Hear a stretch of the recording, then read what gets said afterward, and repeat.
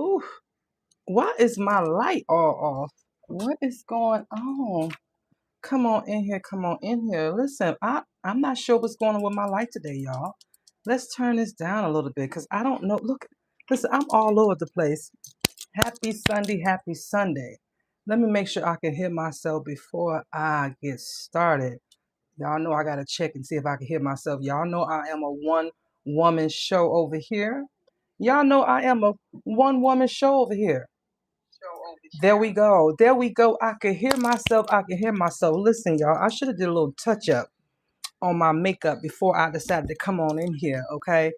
But I was busy though. I was busy. I was doing some things, okay? I was talking on the phone and before I knew it, it was 6 o'clock and here we go. So I didn't get a chance to do no touch up. So this is my church makeup. I think I put a little lipstick on though. That was about it. Listen, happy Sunday, happy Sunday. Come on in here, come on in here. Listen, when you come on in here, say something, say hello. Let me know where you are tuning in from. If this is your first time here, hello and welcome. I am Yashika, affectionately known as Fairy Godmother, and you are watching Hood Parenting on YouTube. And welcome to the neighborhood, honey. And while you are here, by the end of this show, maybe you will be inclined, okay? I said inclined to go ahead and find you some real estate in the neighborhood. You get it, Hood Parents in the neighborhood. Hit that subscribe button. That way, when I upload a video or something like that, you'll be the first to know. And just by turning on your notifications. Listen, we are winding up Wellness Month, okay? August is Wellness Month. And so when we talk about wellness, we're not just talking about, working out and making sure you stay away from fried foods and stuff like that. No, we're not talking about that we're not just talking about those things. We're talking about wellness in terms of mind, body, and soul, right? All the things that make up who you are, right? Because you can't like have a die hard workout plan and then 6 days a week you eating at McDonald's, right? It ain't gonna happen, right? So that's because there's something going on that's saying, okay, I'm gonna go over here and sabotage you. So your wellness is your mental, the way we approach life, the way we compartmentalize things or not compartmentalize things, the way that we solve problems, right? The way that we approach situations in life. When we talk about wellness, all of that is part of it. How we keep our spaces, right? How we keep our living areas, how we keep all the things because think about it. I was watching someone the other day, a young lady on YouTube, and I forget what her channel was called, but she talks about how she suffers from ADHD. And so one of the things that she said that she had to do was put herself on a timer, but she started documenting how her ADHD has something to do with it affects her mentally because why? Because of it, now her house will be a mess. There's a lot of things, but now she's able to keep it together, right? And so she was just saying how she had to manage it. And so again, if you are not managing those things, you might be progressing over here in this area, but if you're not managing these areas over here, then eventually they say you burn the candle from both ends, right? Eventually it'll start to catch up with you. And so when we talk about wellness, we're talking about the whole mind, body, and soul. Okay. And so listen, y'all. Today I wanted to talk about something that deals with parenting. And for me, this is more about when we talk about our mental, right? When we talk about our experiences and our fears. Okay. And so today I was like, you know what? Okay, let me back up. This came from a conversation that I had with my daughter the other day. And what I realized in that moment, and I even submitted a reel. And if you go on my YouTube, you'll see a reel that I submitted regarding the things that I said to her, or the things that I'm now understanding that a fear that I have that I didn't know I had. And so that was one of the things I want to talk about today is raising our kids to out of a are we raising our kids out of fear? Are we projecting our fears onto them, right? When protecting our children, we start to project our fears onto them. And I thought about that and I was like, you know what? I know that I'm not the only one that goes through this. And the reason how I know this to be true, a couple of weeks ago, my daughter was invited to a sleepover in the neighborhood. And it was, of course, maybe about four young girls there, all of the age between 12 and 14. And of course, there was a mother there and everything. There was no men in the house. However, one of the young ladies, her mother did not want her to stay overnight. And she said she wasn't ready. She wasn't ready for her daughter to be away from her or be at someone's house without her because she didn't trust people like that. And so I asked her the question. I said, "So how do you know if what you're teaching her, she's going to be able to use it effectively?" Right? Because we don't know the day, right? When we going to transition. So we want to be able to make sure that our kids are empowered as much as they can, as much as they can be. But sometimes when we're raising them, we'll turn around and project our fears onto them when we think that we're protecting them, and it's actually a fear. And so the other day, my daughter had an open house because it's time for her to go back to school. And first of all, my daughter is she's 12 now, she's about to be 13. So she's going through that whole part of, development of being a young woman, right? So everything is starting to, do what it does as a woman. And so for me, this is that part where I become nervous. And I didn't know that that part lived in me because, okay, I'm fixing my lipstick because if you've been following me for a while, I have sons, right? I have two older sons that are 31 and 23 now. And so although you fear for your kids no matter what, because of course, for your boys, you fear for making sure they don't get any type of trouble, hanging around with the wrong crowd, getting somebody pregnant, going having an interaction with the cops. Those are the things, like the conversations with boys are different than the conversations with girls. And I just remember how even as a young girl, because I was the oldest of my brother and I by 2 years, there were certain things that my brother could do that I couldn't do. And my mother would tell me that's because, yeah, she could of this reason and that reason. And I understood. And she would also tell me that the mother got to come home with the baby, whereas that the father don't. And so that was one of those things where, see, you go out here and you screw up, you get yourself pregnant, you got to come home with that baby. Whereas that dude, he don't have to. He can just go and pay you some money and go and buy his business, right? Because that's how it happens a lot of times. It's not saying it's right, but that's how it happened. And so I understood that. So there were certain things, even when it came to hanging out at certain times or in certain areas, I was not permitted to do so, but my brother could. I'm not saying I didn't do it. All I'm saying is that I wasn't permitted to do so. My mother didn't give me no permission to do it. Okay.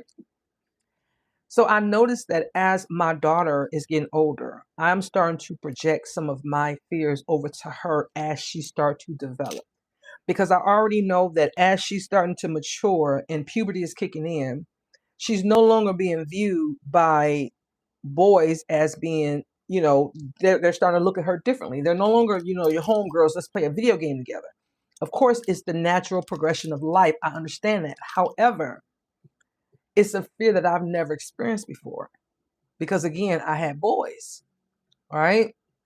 And so I knew that those was two different conversations. And not only that, but I also know that one of the, in my opinion, the most vulnerable person in the world is a child, especially a baby girl without a father.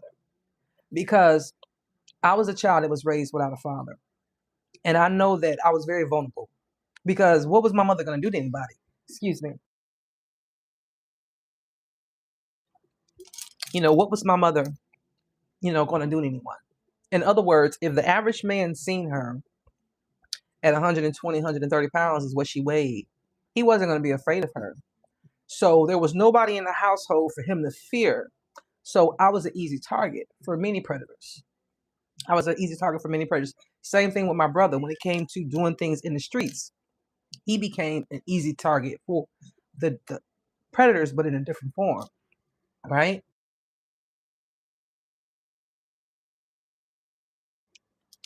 Every time I come in this room, I start coughing.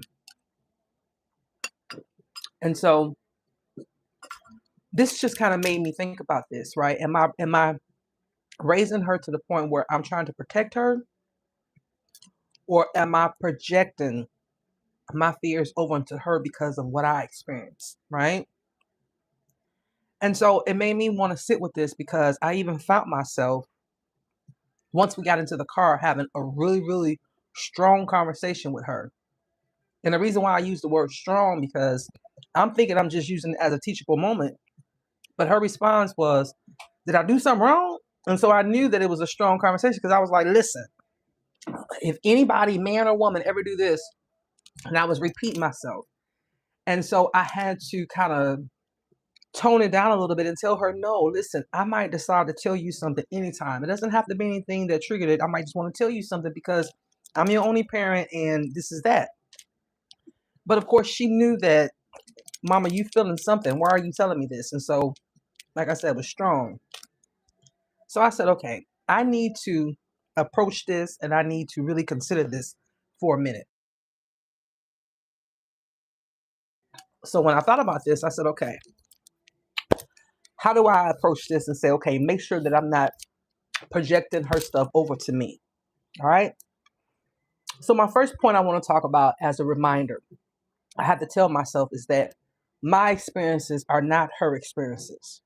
In other words, just because I went through certain things in life doesn't mean that she's going to go through those things in life, right? So my experiences in life, the ones that caused me to have this fear, I can tell her and teach her from that perspective. But I don't have to tell her, okay, I don't have to believe that if you do this, this is automatically going to happen to you.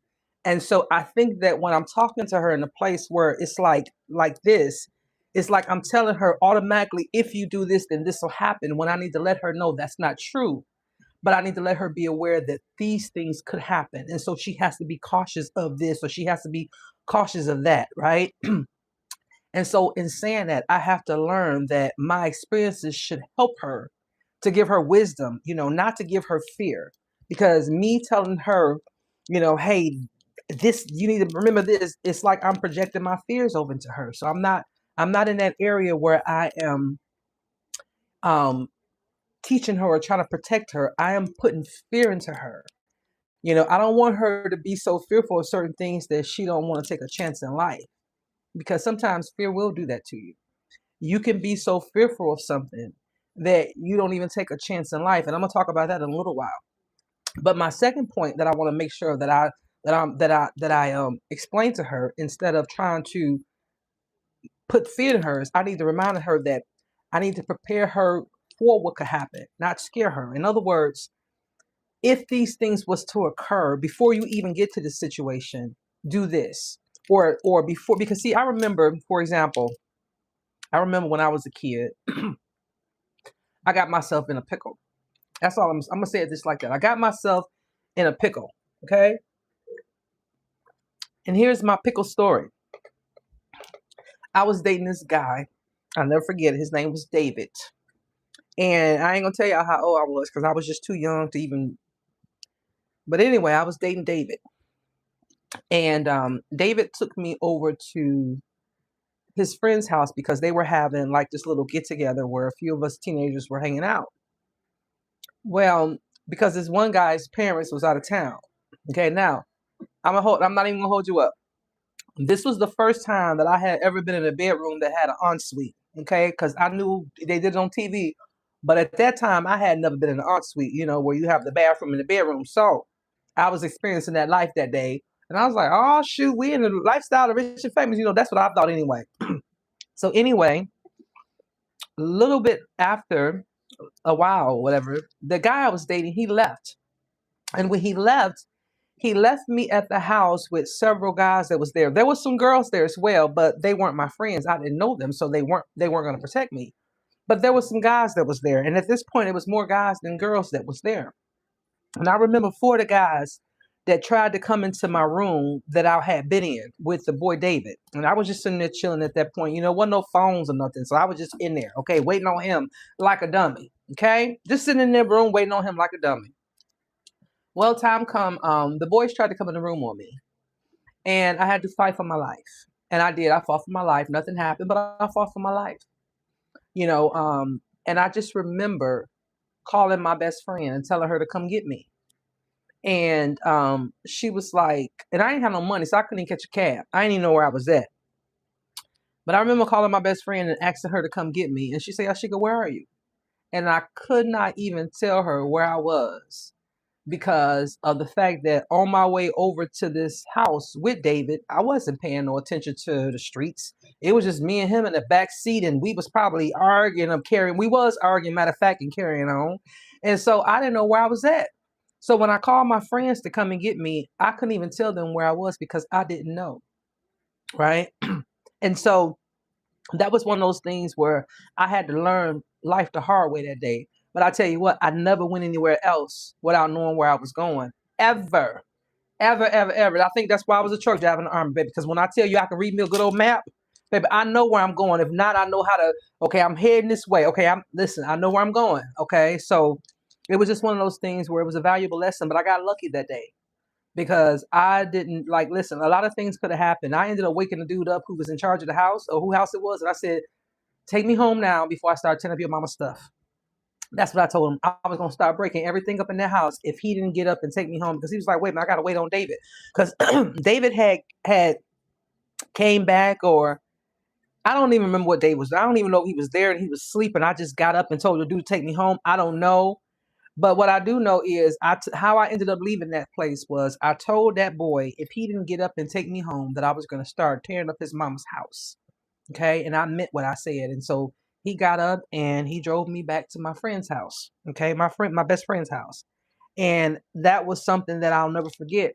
And so when I think about my daughter and doing things like that, not everybody get lucky, right? Not all everybody get lucky and they get themselves out of a situation. They say God take care of fools and babies. I mean, I wasn't no baby, but I wasn't grown either. But I was damn sure a fool because there's no way I should have been over there. And so these are things that I know that I've done that maybe my mama didn't know about. Matter of fact, I don't even think she knew about that one. And if she did, I probably told her in the conversation, but I know she didn't know about it when it happened. But there was a few times where I got myself in situations, because I was a vulnerable teen, meaning that I was just out there trying to discover life. Because my mother, she was young. She was 16 when she had me. So by the time I got up to the age of 16, 17, you figure my mama wasn't but 32, 33, she was still trying to get it. Okay? She was still trying to get it. And then on top of that, she was working by that time. And so she was trying to provide a life for us. And so the last thing she could do was see about my brother and I. So we was in the streets of Detroit. And of course, my experiences was a lot different than my brother's experiences. Okay? They were. Luckily, I didn't come up pregnant. I didn't get a record. I graduated from an amazing high school. And again, I just got lucky. It's just that simple. I just got lucky. I didn't do anything special to keep myself out of trouble. It's just apparently God had a bigger plan for me than the one I had for myself. Because the route I was going, I was being foolish. Right? And so I think about my daughter. And so I have to make sure that I prepare her for things like that instead of scaring her, letting her know the things that could happen. So bring awareness to situations like this. Let her know about that she have to have her own discernment. I have to have discernment about certain things, right? And then I have to have standards and say, okay, this is what you won't do as opposed to what you can do, right? But I need her to also be able to protect herself when I'm not there. So I need to make sure that I give her the tools that she needs to take care of herself because I'm not going to always be there. I don't want to always be there, right? I don't because she got to figure life out on her own eventually, right? And I think a part of me feels some kind of way because she's being raised in an environment where we don't have family, and so, I don't know if being around family would help, but I definitely know that it makes her stronger not being around family because, I mean, how can you not? Because you can only depend on you, and so it's unfortunately it's not an option for us to go back home. It's definitely not an option for us to go back to my hometown. And even if we went, at this point, she's already at that age where, life is looking different. And so, yeah. And so she's going to have to figure things out on her own. So I want her to be okay without me. Right. And then the other part that I have to realize is that I cannot control everything. And so there's going to be some things that no matter what I do, no matter how much I teach her, no matter how much I prepare her and cover her and things like that and give her the tools that she needs, there's still going to be some things that's going to happen that's going to be out of my control or out of her control. But I just want her to have the best advice that she can have and the best tools and resources that she needs to be able to make a decision in whatever situation she finds herself in. And I can honestly say that that's what my desire is. And so I definitely have to make sure that I am not raising her out of fear, because I know that, as like I said, as a woman, I know the things that she could encounter in this life, right? But I know that also that I can keep her safe in a lot of ways by empowering her to know, danger when she sees it, and to get herself out of it as best as she can, and better yet, to make decisions before it even get that far. And like I said, some things are unavoidable, right? But I don't want her to be afraid of anything. I don't want her to be afraid to live. Just like everybody, just like my boys. Like I was like, hey, y'all go out there, y'all men, y'all will be okay. So I just kind of throw them out to the wolves, right? I gave them everything I thought they needed, make sure they have their education, make sure they have their morals, their values, go to church on Sundays, the whole 9 yards, what a family looks like, have Sunday dinner. Now go out on the streets and see if it works, because they were men. And in my mind, one day they're going to be responsible for the care of a family, right? Be the head of a family. So I felt like they had to get it quicker than my daughter, because one day I hope that, she'll get a husband one day, and then they'll have a family, right? And so her position in the family going to look different than my boy's position, right? But I need her to be able to have the tools that she needs so she could put herself in a healthy position and make healthy choices, when it comes to those things. And so, yeah, I can't do that, and I can't allow her that freedom if I'm raising her from a place of fear. And so this is something that I have to be very mindful of, and like I said, when I talk to other parents, when it comes to their kids, this is something that I know for a fact that I'm not the only one doing, okay? Because, hey, I get it. This world is crazy, okay? If we could put them in a bubble and, like, nope, I'm gonna do all this, but we can't, because why? Listen, I don't be wanting to be around them like that anyway, okay? Okay, and I don't know if listen, I feel like kids and parents need time apart sometimes so they can develop themselves. Like it's like going to church, right? You go to church on Sundays. I'm not saying you can't go to church through the week on a Wednesday and have Bible service. I'm not in Bible study. I'm not saying you can't have none of that. I'm not saying you can't have none of that. But historically, church is on Sunday. So in other words, for you to get a chance, because if you going every day, you don't know if what you're learning gonna work. Okay, so it's just like therapy. You go to therapy once a month, 2 times a month, because you have to take what they give you and then go out there and implement it, and then you got to come back and tell them it's a work. Same way it is with our kids. We have to allow them the time to go out there and implement what we've taught them. And then maybe along those ways, if we see them doing something, then we can steer them a little bit, even in their adulthood, right?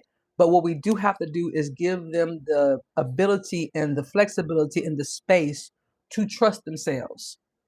And so when we do that, that's when we know that they'll be able to make decisions. And so we do that by not putting fear into them, but by protecting them and giving them the information they need to be as successful as they can be. And so, yeah, and that's something that I have to, and I'm not going to tell you that it's going to happen for me overnight. I'm not. I'm not even going to hold you up. I'm not even going to tell you that it's going to happen overnight. It's not going to happen overnight, because I know me. I'm a very passionate person about so many things. Listen, it don't matter what it is. I express passion. Yeah, yeah, yeah. So for me, so I already know if I see something that don't look right in terms of my daughter and what she's doing and whatever, I already know. So I'm working on me. I can honestly tell you I am working on me. All right. So I want to close with this. I'm not trying to raise my daughter where she somebody that's afraid, or someone that's even know when she's afraid, right? In other words, I want her to look at fear just like most things. Like, you don't even know you're afraid. Like, when it comes to things that I do in life, I heard somebody say to me one time that they did something and they didn't even know they can do it. Like, I want her to be able to look at life at that and like go out there and be like, oh, I did that. I didn't even know I can do it. In other words, don't be afraid to try anything, because you never know what you're gonna be amazing at, right?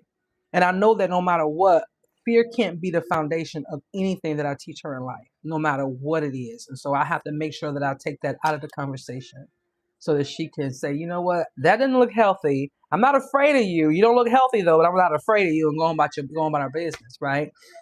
And that's when you know you've done the work. And so listen, Listen, if this is something that you have an understanding about, or even if you have daughters, listen, give me some advice down below, because I know it's going to help me out and so many other people. Because when it comes to raising daughters, like I had two bonus daughters when I was married to my second husband, but they had moms, right, for the most part. And when I say for the most part, they had moms. And although when they lived with us, they still had a mom that they would eventually go back to.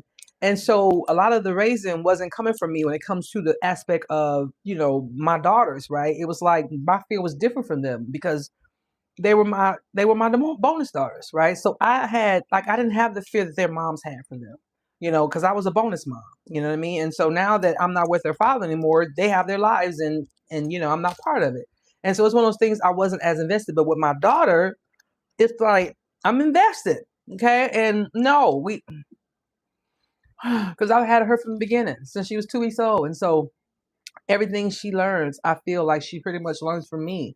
And so I want to make sure that I give her as much as she can. And that is a lot, because I've never been in a position like this before. And like I said, I didn't even know that I was afraid of this part of life. I didn't, to the point where this is a feeling that I'm not saying this is a feeling that I'm unsure about. I don't know how to navigate it.